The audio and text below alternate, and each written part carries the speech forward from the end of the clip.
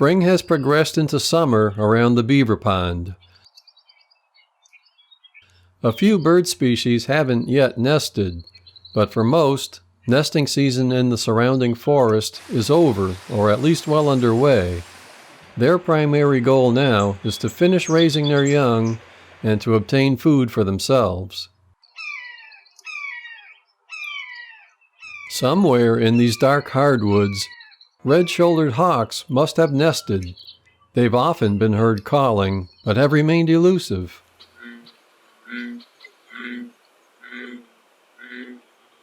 Finally, one makes an appearance.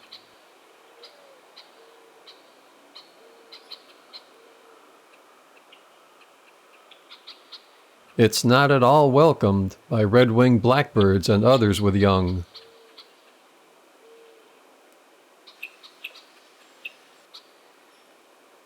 But it too has offspring to feed.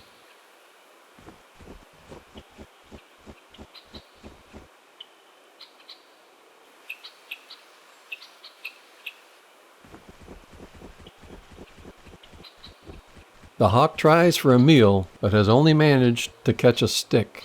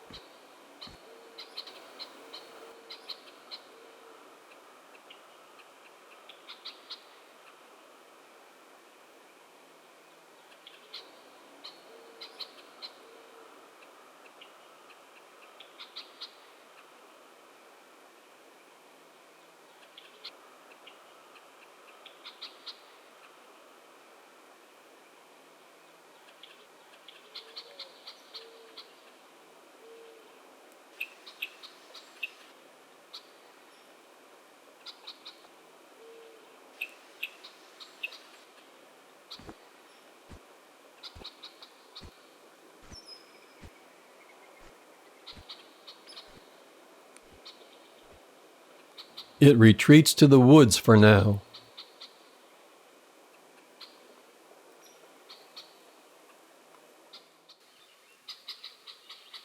A half hour later, it tries again.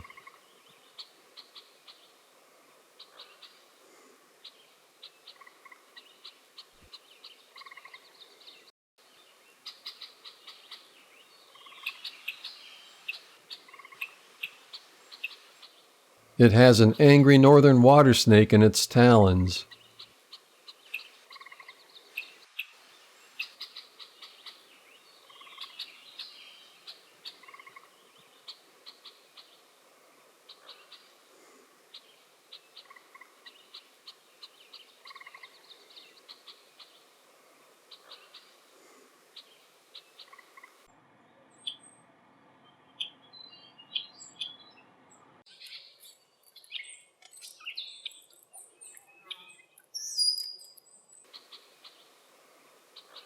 The snake wins its freedom. The hawk will try elsewhere.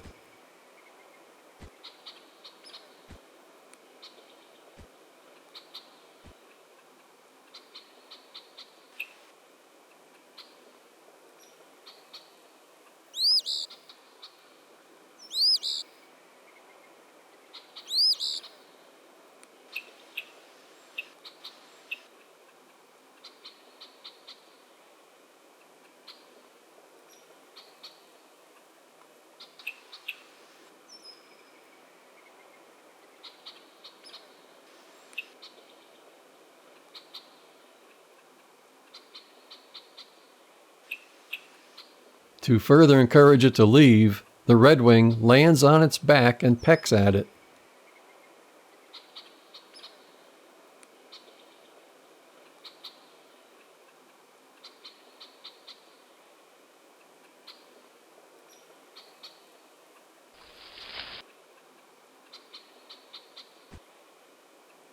It settles for a frog. Not much of a meal to feed its young.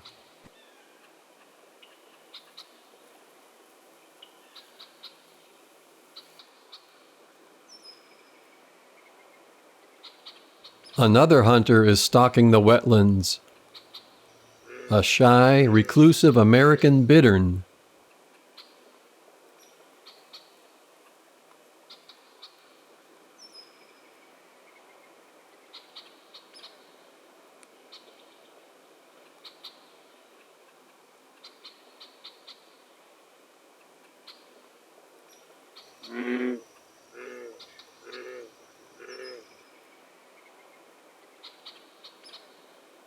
It spots a bullfrog. But wait, there's another one.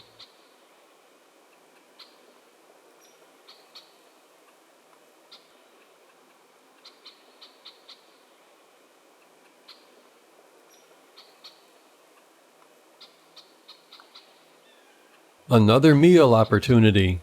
A northern water snake goes by.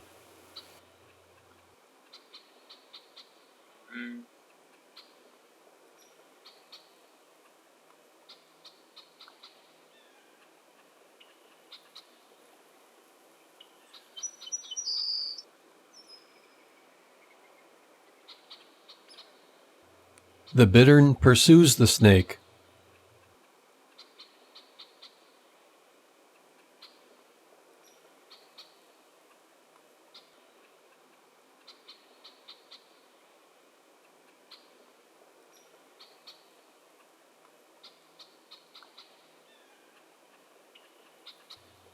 But a bit too slowly.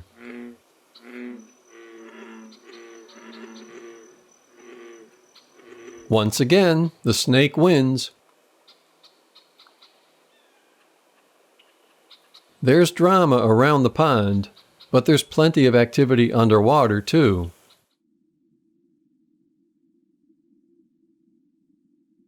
Various species of mayfly nymphs obtain oxygen by fluttering their gills.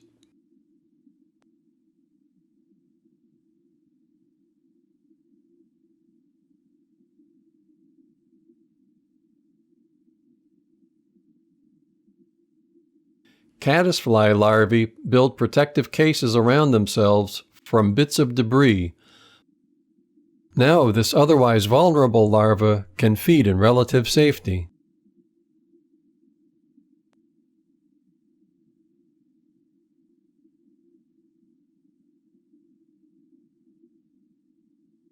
They wriggle to pump water through the tube to stay oxygenated.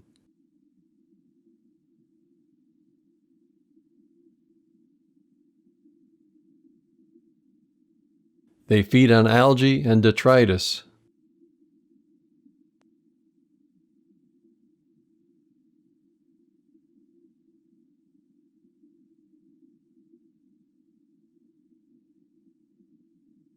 A fish fly larva with a series of spine-like gills. Like many other aquatic insects, it will eventually metamorphose into a flying adult.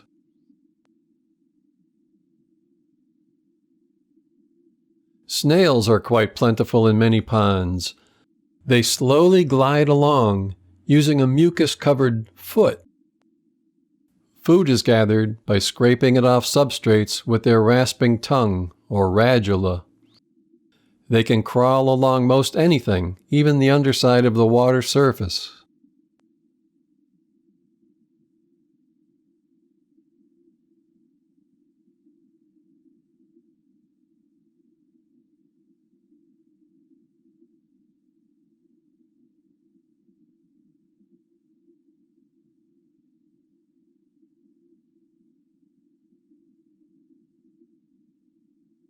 The water boatman uses its long oar-like legs to propel itself through the water.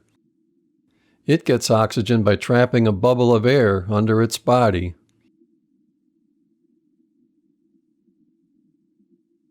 It, and others, may fall victim to the piercing mouthpart of a giant water bug, also known as a toe biter.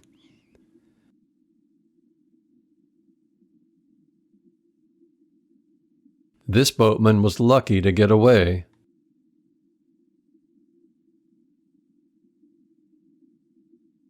The giant water bug may even take small fish, such as this tiny pickerel, and other aquatic creatures. It injects digestive juices into its prey, then sucks out their liquefied innards.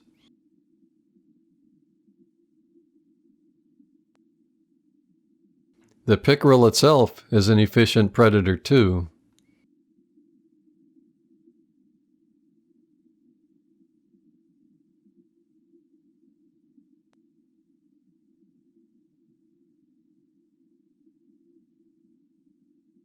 The larva of a predaceous diving beetle is on the hunt for its next meal.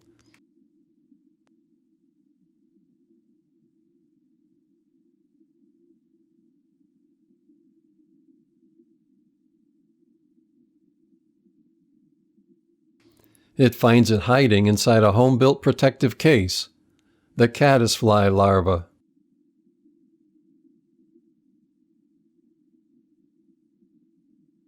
With the tenacity of a pit bull, it rips the caddisfly from its tube.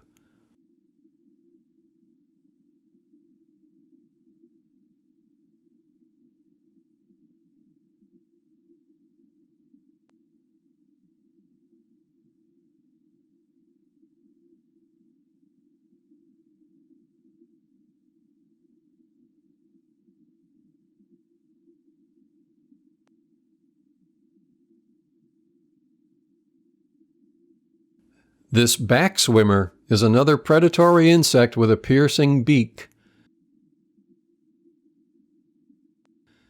It swims upside down at the surface and watches for prey. Sensing vibrations from a moth that has fallen into the pond, it races to attack it from below. Injected toxin quickly kills the moth, providing a meal for the back swimmer.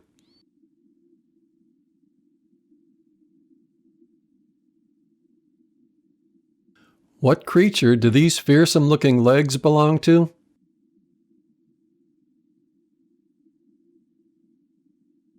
It's a water scorpion, the aquatic look-alike of a terrestrial stick bug.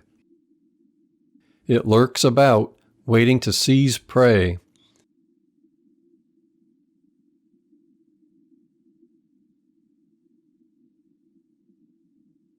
An abdominal appendage serves as a breathing tube that it periodically pokes through the surface film. Those raptorial legs grab and bring prey to the scorpion's deadly beak, with which it too injects a paralyzing digestive toxin into its victims. Back swimmers aren't the only ones to liquefy their victims' innards. This rather unappealing creature with 7 pairs of legs is an isopod, a crustacean.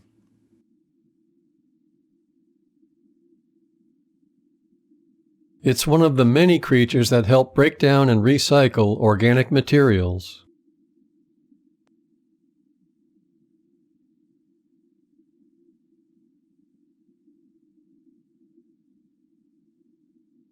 And its crustacean cousin, the crayfish.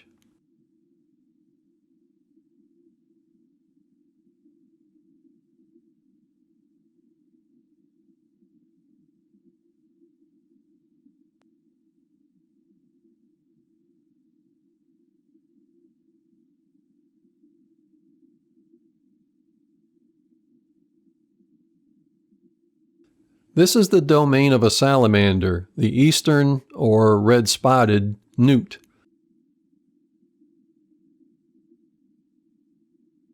They're quite common and plentiful in some ponds. Having defensive toxic skin secretions no doubt contributes to their numbers.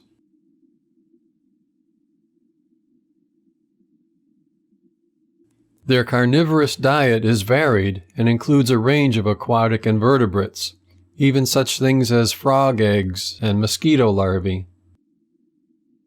But not a meal that has a house around it.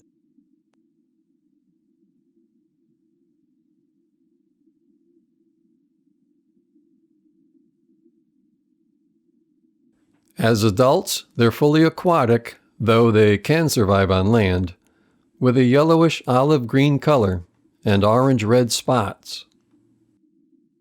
Having lungs, they take in oxygen by gulping air at the surface.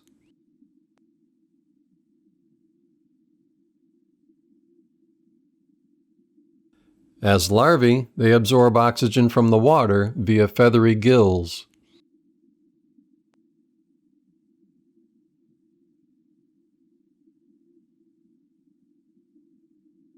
As juveniles, they leave the pond to live on land for several years as red efts. They now have lungs. Bright orange coloration warns predators that, due to the potent skin toxin, eating them would not be an enjoyable experience. Another efficient predator is the larva of our familiar dainty damselflies.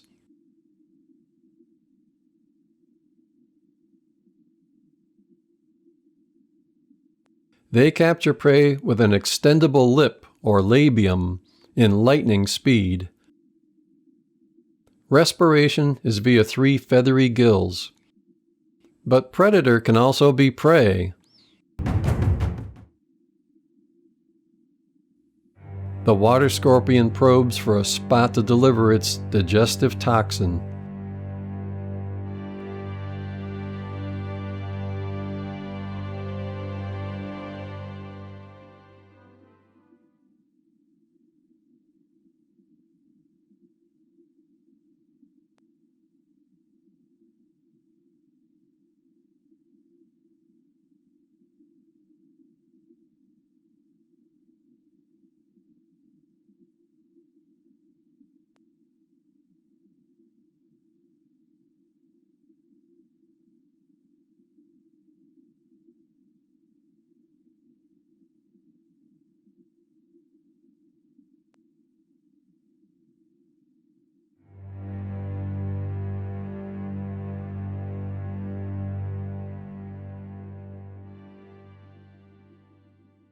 When the meal is over, the corpse is discarded for others to clean up. Larger cousin to the damselfly is the dragonfly larva.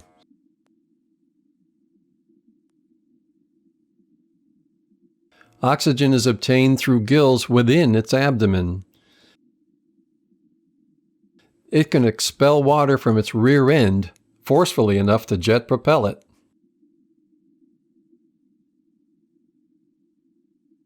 This larva, or nymph, is preparing to molt. It must shed its external skeleton in order to grow. The skin is split, and the larva slowly crawls out.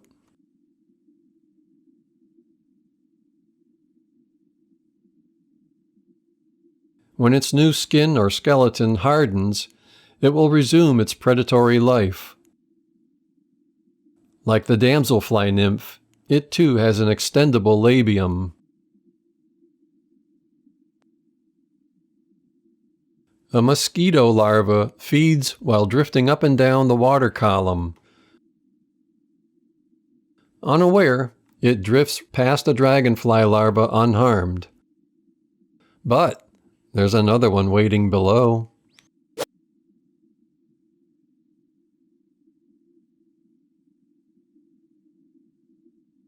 The labium is hydraulically activated. The dragonfly raises water pressure in its abdomen, which forces the labium to extend.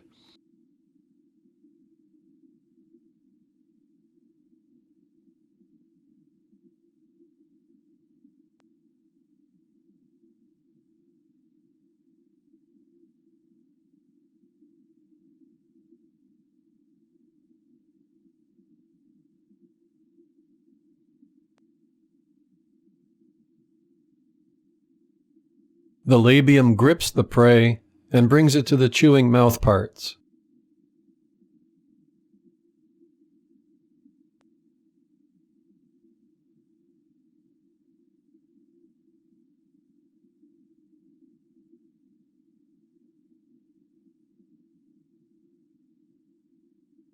A dragonfly nymph will take prey larger than itself, such as small fish or tadpoles.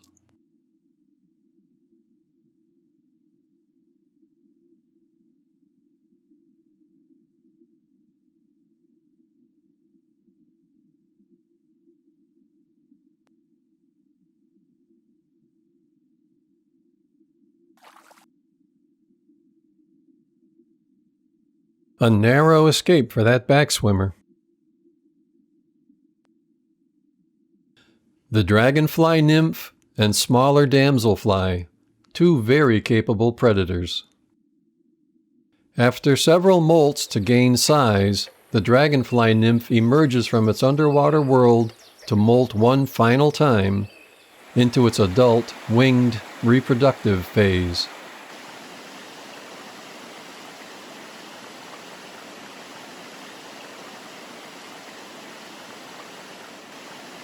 It slowly pumps fluid into its soft, folded wings.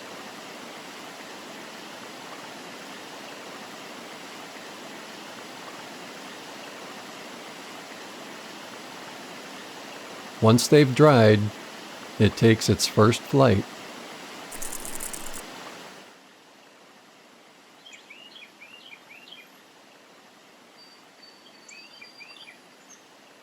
It no longer has that labium, but huge compound eyes and agile wings give the dragonfly the means to catch a meal in flight. They are superb predators of adult mosquitoes.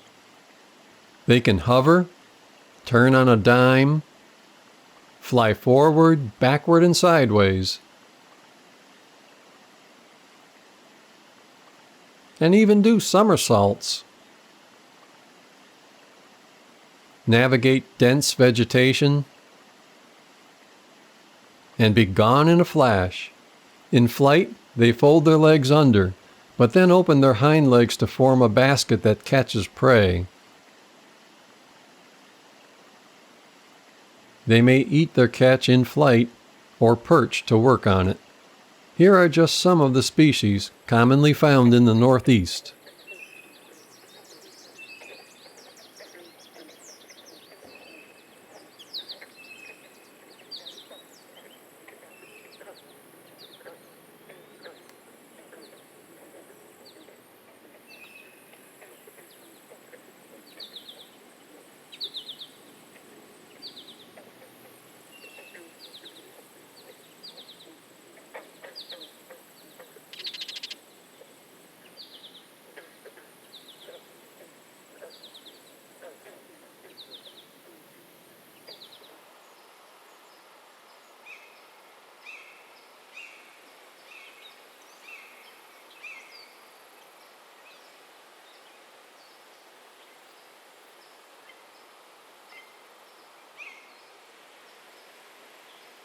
Odd as it may seem, dragonflies can be plagued by water mites. When perched, they orient themselves to maximize solar heat gain. If they're too warm, they may assume the obelisk position, pointing their abdomen tip directly at the sun to minimize exposed surface area. The more delicate damselflies share similarities with dragonflies.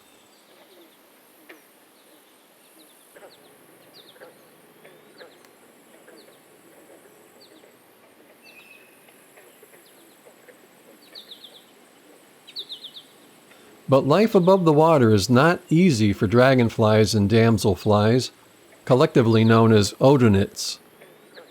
They're vastly important sources of protein to birds raising young. A black-billed cuckoo tries to nab one.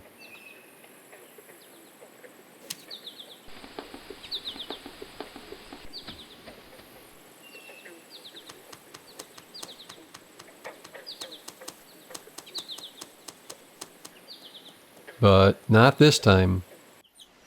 A dragonfly, for some reason, falls to the water. It quickly attracts fish that also want a good meal. They don't have to actually fall in the water to be in trouble, though.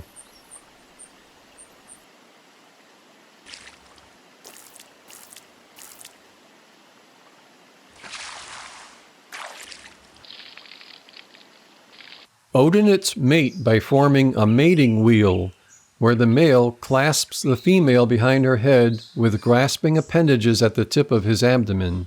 She curls her abdomen under his to receive sperm that he previously transferred from the end of his abdomen into a special receptacle. Sometimes mating occurs while perched, sometimes while flying, or a combination of the two. After mating, some will separate. Others will fly in tandem. Same is true for damselflies.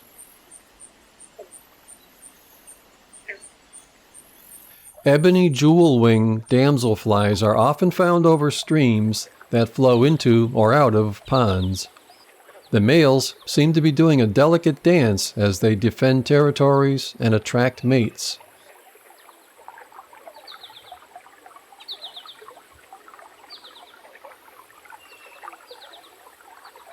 Once mated, the female seeks out aquatic vegetation in which to lay her eggs.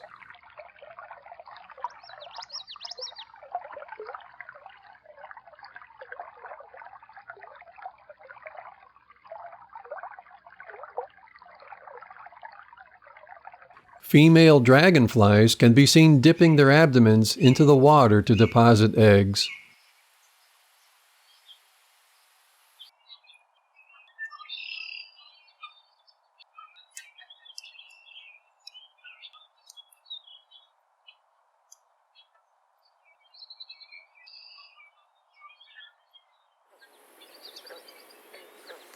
In some species, the male will remain in tandem with the female to guard against other males mating with her.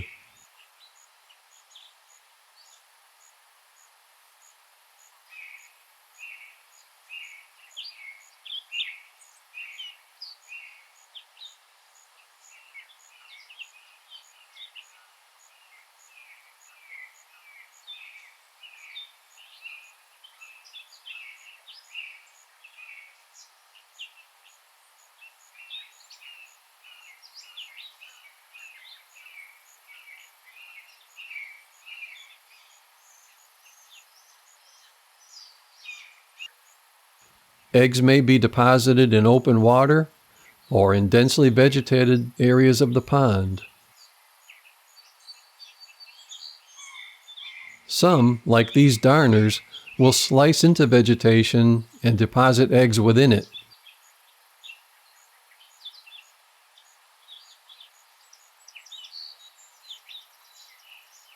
Damselflies may do the same.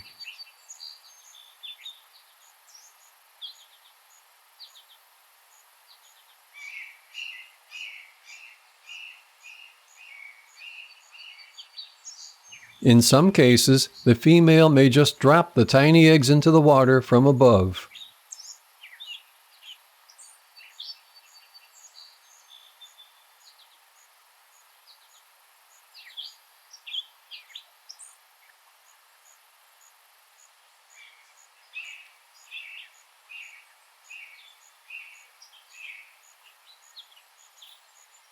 Egg laying exposes the female to predators.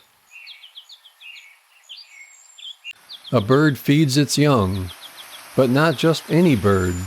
This is an eastern kingbird, and she's one of the most effective predators of insects on the wing. She's feeding her young small insects now, but will soon feed them dragonflies almost exclusively. Both parents feed the young. The male will stand guard while the female is hunting, then they'll swap duties.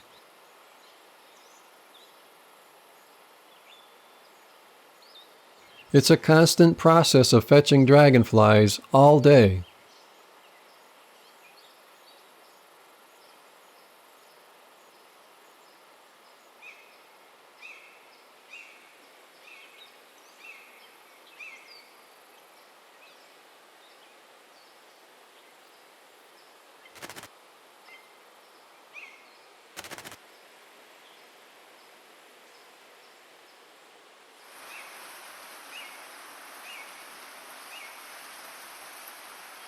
Despite the weather, the young get fed dozens of times a day.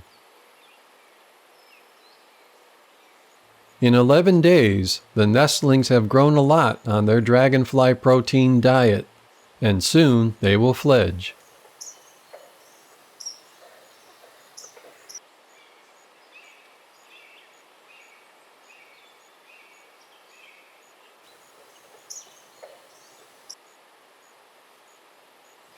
still sleepy and dependent on the parents. Soon they'll be hunting for themselves. A kingbird takes a bath.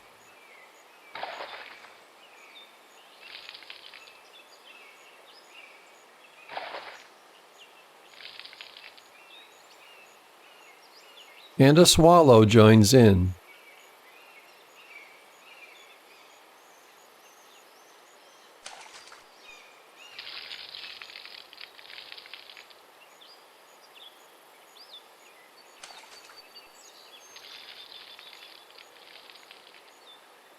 Beaver ponds attract belted kingfishers, especially if they harbor small fish. Amazingly, these birds dive headfirst into the water to catch their prey.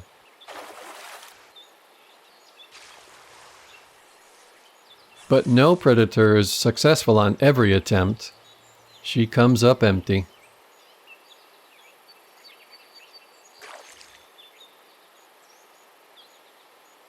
No luck this time either.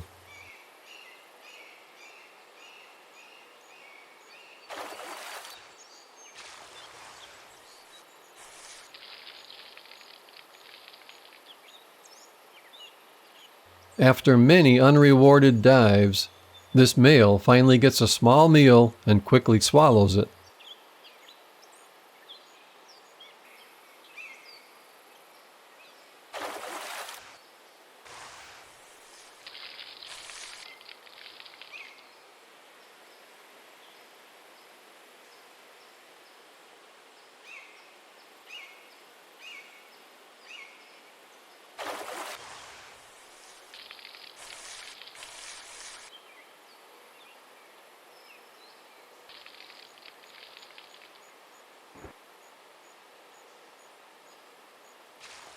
This kingfisher brings up a newt instead of a fish.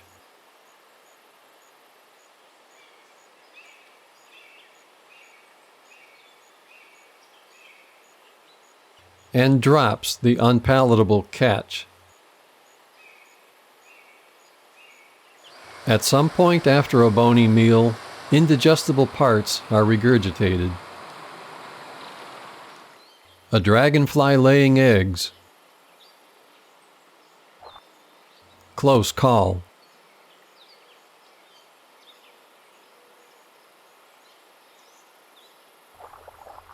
And another. They're not always so lucky.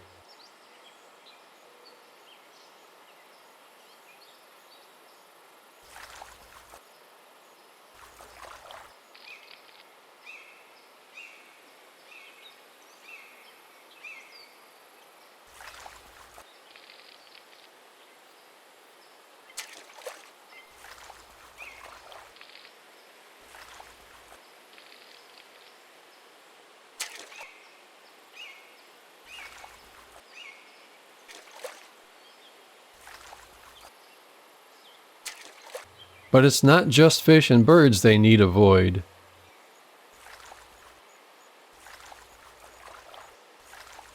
There are hungry bullfrogs.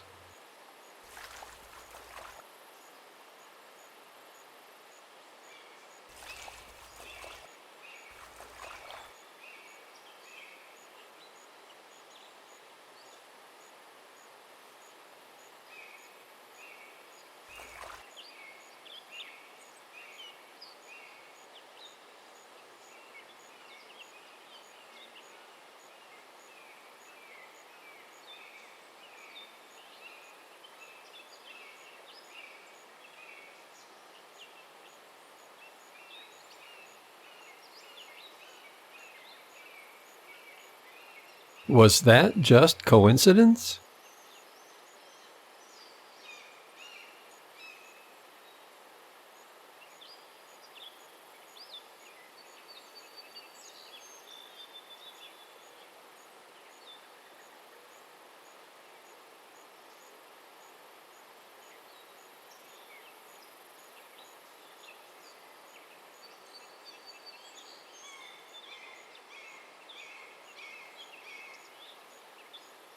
But the dragonfly leaves.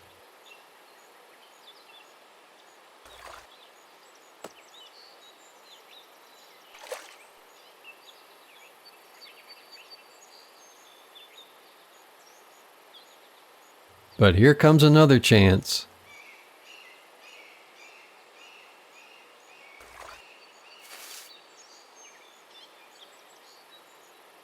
And another.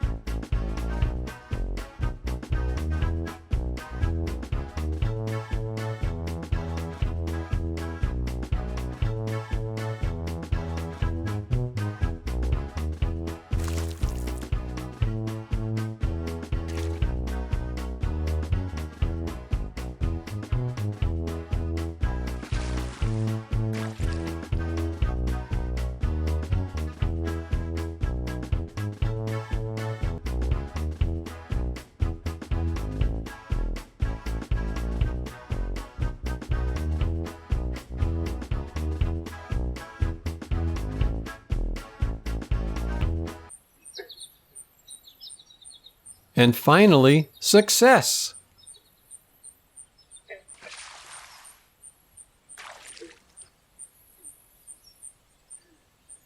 And again! It's one of nature's great ironies.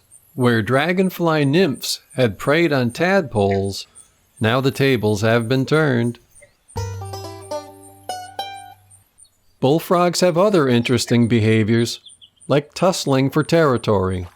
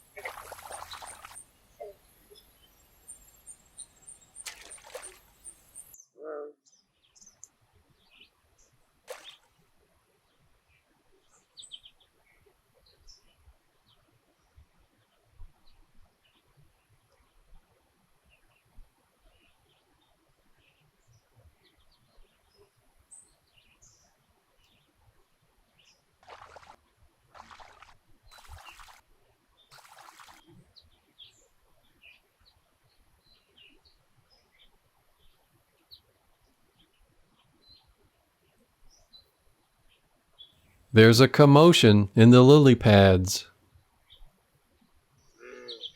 Bullfrogs will eat many things, including their own kind.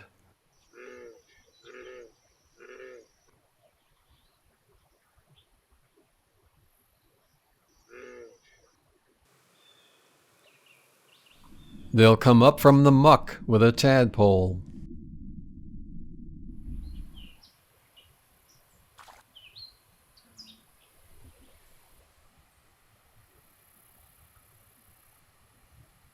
A frog acting strangely attracts another.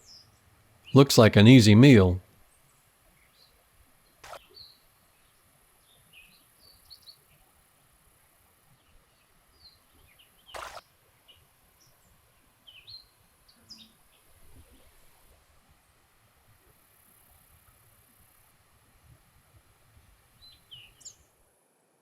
But it's already a meal for a snapping turtle.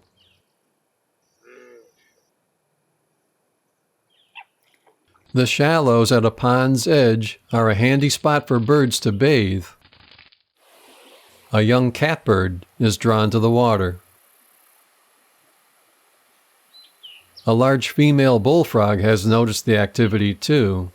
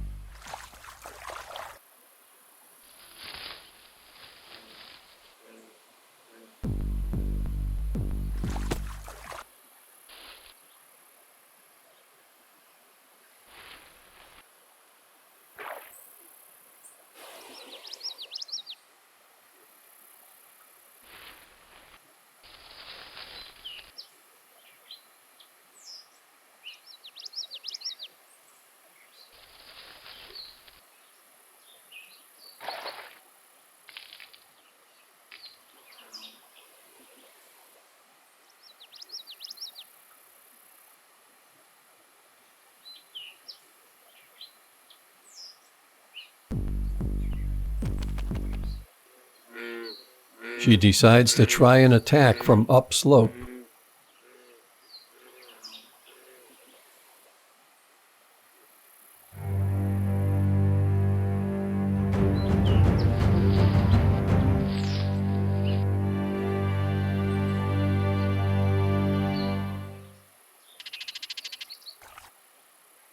After 4 days, her persistence is rewarded.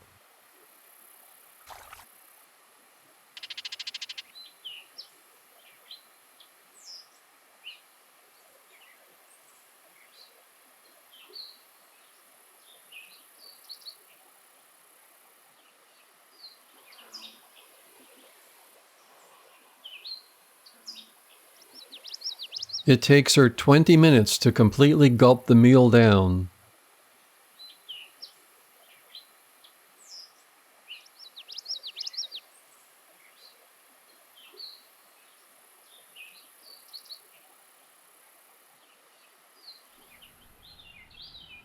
Young beavers are learning from their parents how to maintain the lodge.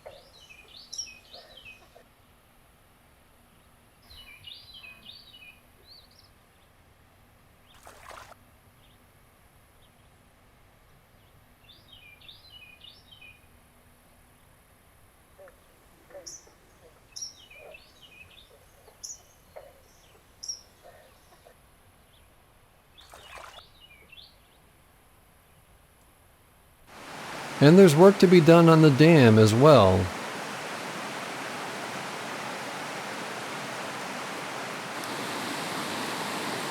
At an overflow, sunfish are drawn over the dam.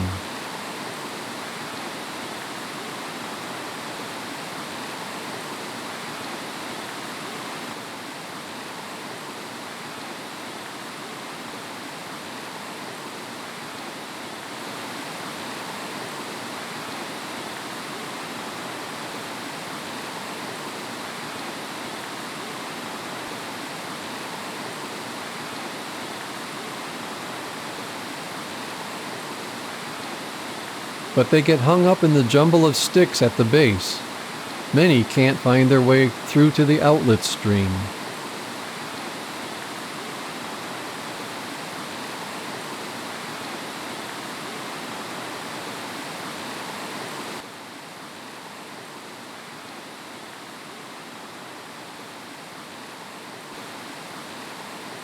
Dozens of fish go over the dam.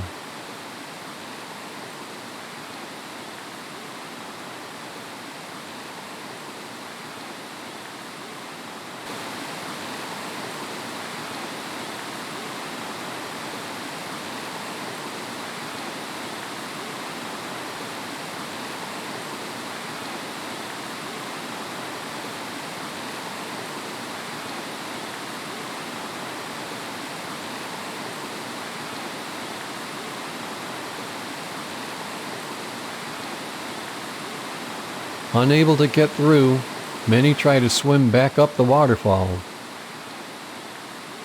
Some get to the top, but are pulled back down.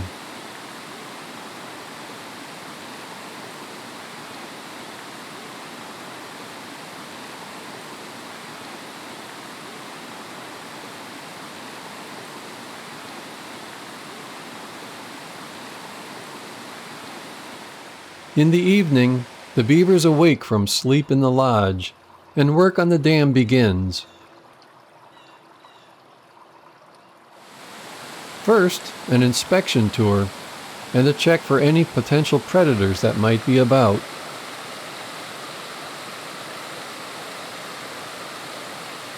But first things first, it's time to eat. If it's an older pond with plenty of aquatic vegetation, that's their first choice.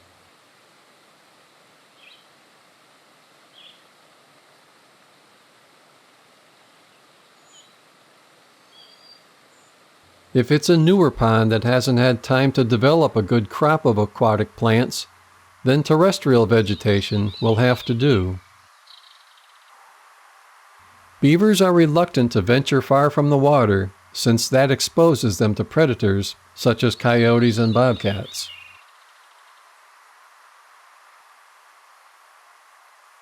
Brush is cut and hauled to the safety of the pond.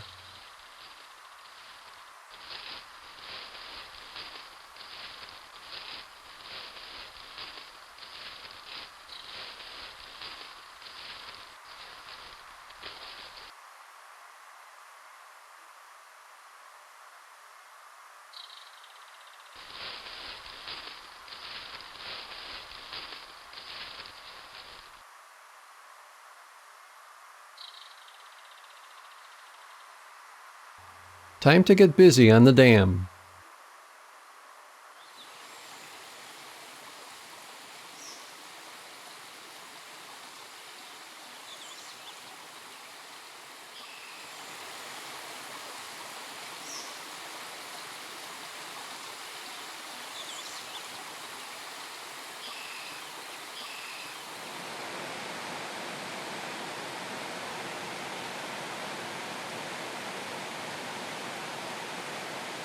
Heading over to the sedges and cattails to dredge up material.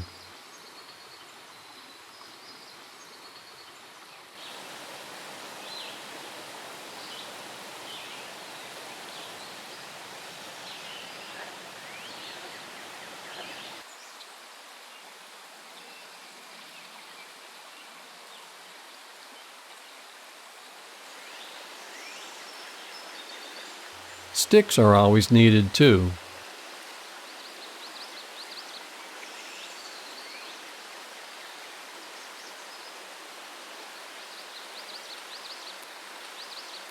The proverbial stick in the mud. Let's see if we can pull it out and use it. No go.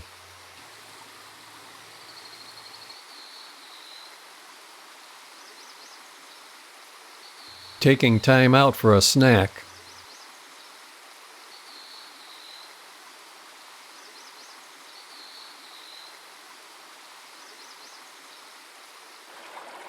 But gets put back to work.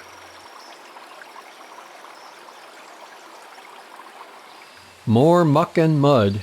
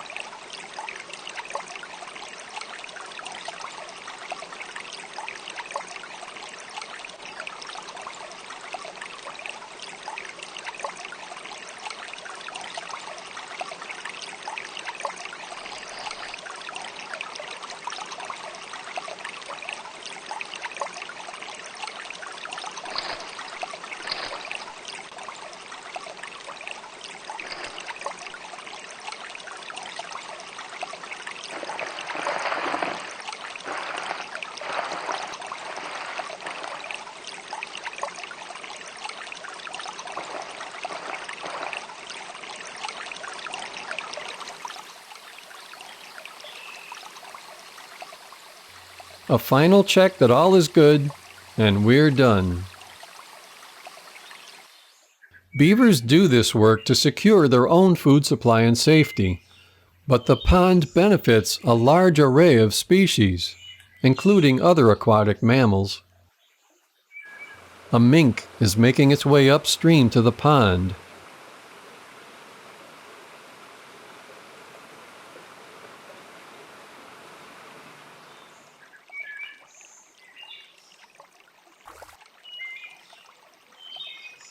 It has a fish dinner on its agenda.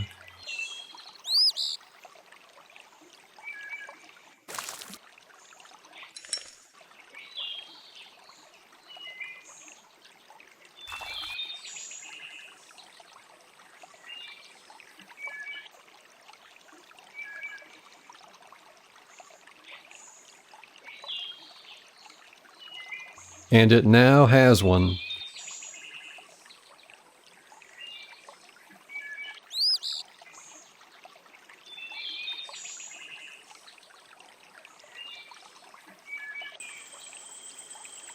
After the meal, it grooms itself.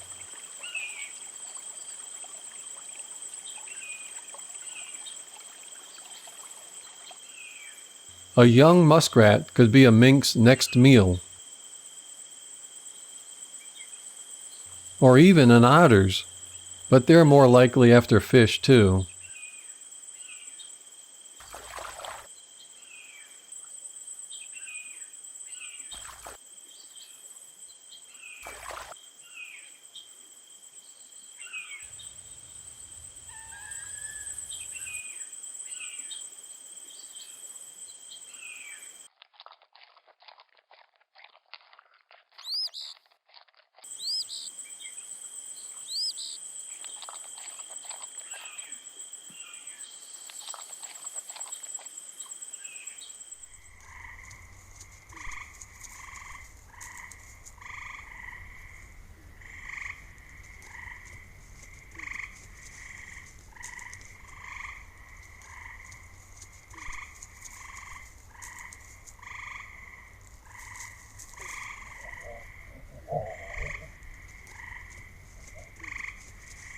Summer is easy for most creatures at the pond.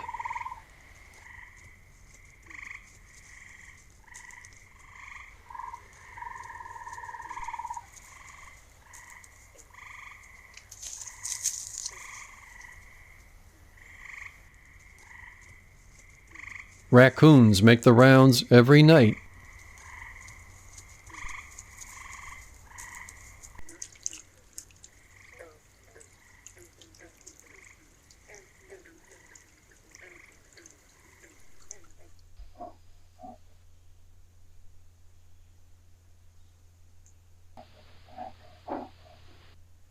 Black bears find the cool, damp habitat to their liking too.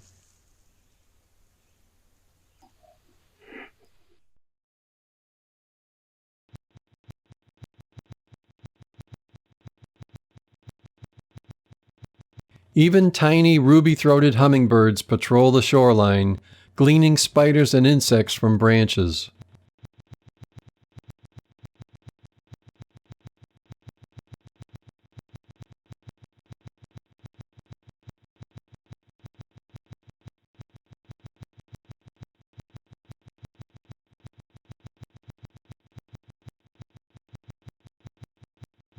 On a muggy midsummer evening, there's cool water right over there.